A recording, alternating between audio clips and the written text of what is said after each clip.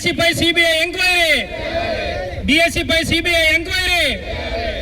నారా లోకేష్ వెంటనే, నారా లోకేష్ వెంటనే, నారా లోకేష్ వెంటనే, నారా లోకేష్ వెంటనే.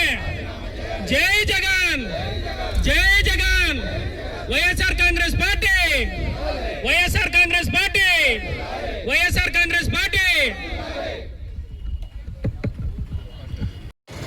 ఇంత అద్భుతమైన సభని ఈరోజు చేయడానికి సహకరించిన గార్లదిన్న వైఎస్ఆర్సీపీ కుటుంబ సభ్యులకు, మా నాయకులు నారాయణ రెడ్డి అన్న గారికి, ఎల్లారెడ్డి అన్న గారికి, ఇక్కడికి వచ్చిన అంత అతిరథ మహాదులకి, అందరికంటే పెద్దలకి అందరికీ నా నమస్కారం. అందులోనూ ముఖ్యంగా నిరాహార దీక్షలో పాల్గొంటున్న వైసీపీ కుటుంబాలకి నేను నమస్కారాలు చెప్తున్నాను. ఇందులో నేను చెప్పడానికి చాలా విషయాలు నా ముందే అందరూ చెప్పున్నారు. నేను కొన్ని విషయాలు చెప్పి ముగిస్తాను. ఈ ప్రపంచంలో చదువుని అమ్మి లేకపోతే చదువు ద్వారా డబ్బులు సంపాదించి ఆ డబ్బులని ఏదో వాళ్ళ హక్కులాగా ఫీల్ అయ్యే ఏ ఒక్క మనిషికి పుట్టగతులు ఉండవు. ఎందుకంటే ఒక సామాన్య కుటుంబంలో పుట్టిన ఒక అబ్బాయికి, పిల్లలకి ఒక ప్రభుత్వ ఉద్యోగం వచ్చిన మరుక్షణం ఆ కుటుంబం ఆర్థికంగాను సామాజికంగాను ఒక మెట్టు పైకెక్కుతుంది. అది కేవలం ఒక వ్యక్తికి ఉన్న ఇండివిజువల్ అచీవ్మెంట్ కాదు, మొత్తం కుటుంబం మొత్తం దాని నుంచి లాభపడుతుంది. రేపు పొద్దున తన తర్వాత వచ్చే తరానికి కూడా అదొక నాంది అవుతుంది. ఇలాంటి ఒక హక్కుని, ఇలాంటి ఒక అవకాశాన్ని ఈ ప్రభుత్వం మన పిల్లల దగ్గర నుంచి లాక్కుంటా ఉంది. దానికంటే విషయం ఇంకోటి ఉండదు. మీరందరూ ఈ ప్రభుత్వం ఎలా పనిచేస్తుందని ఆలోచించాలంటే పెద్ద కష్టపడే పని లేదు. మన చుట్టుపక్కల చూస్తే చాలు. మన ఆడోళ్ళకి రావాల్సిన డబ్బులు వస్తున్నాయా?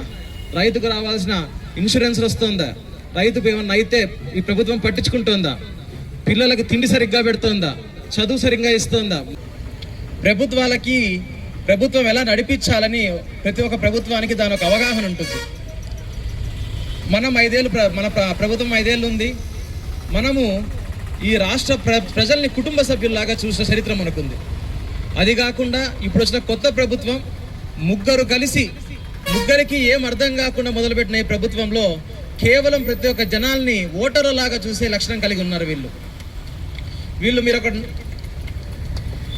ఇది ఇప్పుడు దాకా వీళ్ళు చెప్పిన ఏ ఒక్క మాట అన్నా నెరవేర్చారా అన్న విషయం మనం ఆలోచించాలి. మనం చుట్టుపక్కల చూస్తే వాళ్ళు చెప్పిన ఏ ఒక్క మాట వాళ్ళు నెరవేర్చలేదు. అది కాకుండా మైకు పట్టుకొని ఈ కూటమి నాయకుడు నారా చంద్రబాబు నాయుడు గారు అన్నీ ఇచ్చేసాం, ఇంకా అడిగితే సరిగ్గా ఉండదు అని జనాలనే బెదిరించున్న రోజులు మనం చూసాం. అది కూడా వదిలిపెడితే ఒక పిల్లవాడు 8-9 నెలలు కష్టపడి చదివి ఇంట్లో వాళ్ళకున్న ఆర్థిక స్తోమతలను పక్కన పెట్టి పిల్లోడికి డబ్బులు చదివించి పరీక్ష రాసేకపోతే ఆ పరీక్షని కూడా తప్పుగా చేసి అవకాశాన్ని వాడి చేతిలో నుంచి లాక్కోవడం అనేది ఎంత దౌర్భాగ్యమైన విషయమో మనం గుర్తించాలి.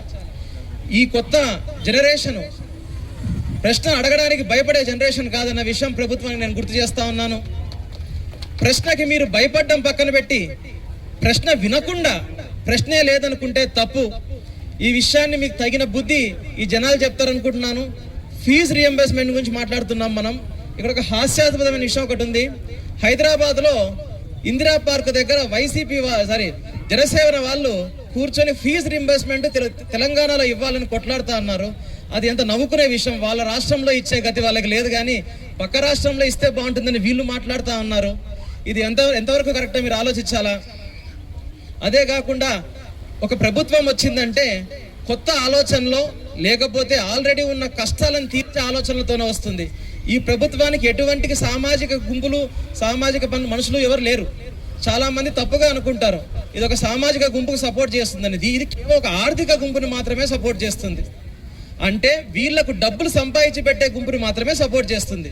ఇక్కడున్న ఏ కార్యకర్తకి ఈ ప్రభుత్వం ఏ పని చేసి పెట్టదు. ఏ మనిషి దగ్గర అయితే డబ్బులు ఉంటాయో ఆ డబ్బులు తీసుకొని వాళ్ళకి తిరిగి ఏం కావాలో ఇచ్చే ప్రభుత్వం ఇది. కాబట్టి అన్నదమ్ములారా, ఈ విషయాన్ని గుర్తించండి. మనము మోసం చేయబడ్డాం. వాళ్ళు మోసం చేసి ఆ మోసాన్ని కూడా గర్వంగా చెప్పుకునే స్థాయిలో ఉన్నారంటే వాళ్ళు ఎక్కడికి వచ్చారో మనం ఆలోచించాలా. ఇంకొక 2 సంవత్సరాలు ఉంది. మన జగనన్న తిరిగి ముఖ్యమంత్రి అయ్యే రోజులు దగ్గరలోనే ఉన్నాయి. రైతులకు ఏం కావాలి, పిల్లలకి ఏం కావాలి, ఉద్యోగస్తులకు ఏం కావాలి, ఏమి కావాలన్న దాన్ని ఆలోచించి దానికి సరిపోయే కార్యక్రమాన్ని తీర్చిదిద్ది మన ఇళ్లకు పంపించిన చరిత్ర స్వర్గీయ డాక్టర్ రాజశేఖర రెడ్డి గారిది. అతని తర్వాత అతని కుమారుడు డాక్టర్ జగన్మోహన్ రెడ్డి గారిది మాత్రమే. జనాల కోసం ఏ ప్రభుత్వం అన్నా వచ్చిందంటే అది జగన్మోహన్ రెడ్డి అన్న ప్రభుత్వమే. మీకు ఎటువంటి సందేహం అవసరం లేదు. మీరు బయటకు వచ్చి మీరు మీ రోడ్లు చూడొచ్చు. నేను మా నాన్న గురించి మాట్లాడాల్సిన అవసరం లేదు. బయటకు వస్తే మీ రోడ్లు చెప్తాయి, మీ పక్కన ఉన్న ట్యాంకులు చెప్తాయి, మీ బళ్ళు చెప్తాయి, మోడల్ స్కూళ్ళు చెప్తాయి, మీ ఏదన్నా బయటకు వచ్చి బల్బు ఇస్తే చెప్తాయి. కాబట్టి తిరిగి నేను మళ్ళీ మా నాయన ఏం చేస్తాడని బయటకు చెప్పాల్సిన అవసరం నాకు లేదని కోరుకుంటున్నాను. అందరూ ఒక విషయం గుర్తుపెట్టుకోవాలి, తప్పుని తప్పు అని చెప్పలేకపోవడం కంటే దరిద్రం ఇంకోటి లేదు. ఈరోజు ఈ ప్రభుత్వం తప్పు చేస్తోంది, ఆ తప్పుని మనం ఎండగట్టాల్సిందే. ఈ ఎండగట్టిన ఈ తప్పుని మరి ఇంకోసారి చేయకుండా ఎవరో ఒకరి బాధ్యత తీసుకోవాలా. ఇంట్లో ఒక చిన్న తప్పు జరిగితే మనం బాధ్యత ఎవరిదని మాట్లాడతామే, రాష్ట్రంలో ఇంత పెద్ద తప్పు జరిగితే చివరికి ఇస్పెటాకుల్ని కూడా బ్రెయిన్ గేమ్ అని చెప్తే ఇంతకంటే దౌర్భాగ్యం ఏమన్నా ఉందా మనం ఆలోచించాలా.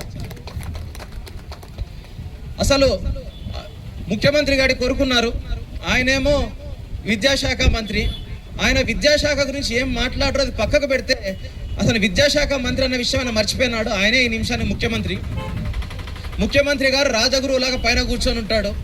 కొడుకు ఏమన్నా తప్పు చేస్తాడేమో అని. అసలు కొడుకు వల్ల మొదటి నష్టం జరిగింది మనకు కూడా కాదు, టీడీపీ నాయకులకి. అది వాళ్ళకి తెలుసు. ఎప్పుడెప్పుడో పనిచేసే వాళ్ళు ఆడున్నారో వాళ్ళకి తెలుసు. కాబట్టి మనం వాళ్ళకి తిరిగి చెప్పాల్సిన అవసరం లేదు. జనాలు ఒక విషయం గుర్తుపెట్టుకోవాలా, అసలు మనం ఈ ప్రభుత్వం నుంచి ఏం కోరుకుంటున్నాం? నాణ్యమైన విద్య తిండి కోరుకోవడం కూడా తప్ప. అది చెప్పినా కూడా వాళ్ళని జైళ్ళల్లో పెట్టి కొట్టిస్తారా?